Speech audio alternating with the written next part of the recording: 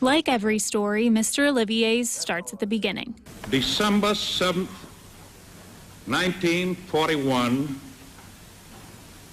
a date which will live in infamy. When the Japanese bombed Pearl Harbor, I immediately decided I wanted to try to get in. It was my country. I wasn't going to be drafted. There was no way I was going to let it. My country was too important to me. A young boy at the time attending college in Louisiana, his path was quickly diverted from future mechanical engineer to future World War II fighter pilot.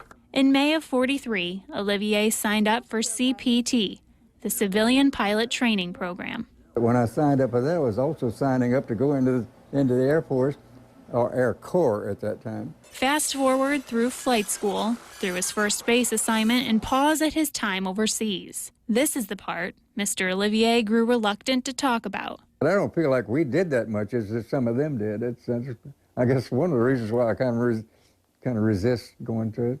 But while flipping through the small memoir he wrote of his time in the war, memories flooded back. From his time flying the B-26. Never heard of B-26, but I heard real quick afterwards. They call it the Widowmaker. To his time in the service group. I volunteered to stay, but not to fly the B-26 anymore. It intimidated me. I'll admit I never did enjoy flying it. There were some good times. We used to make frequent flights over to England, and we landed at a place called Bishop Stortford. And I met a young lady. Believe me, it was platonic the whole time. Not that that was my choice. And there were some bad. You go out and you go around the crash site and pick up shoes with feet still in them, and whatever else, so that there were no human remains left behind. And that wasn't fun. There were losses. My best friend that I had when we were flying the B-26s did get killed.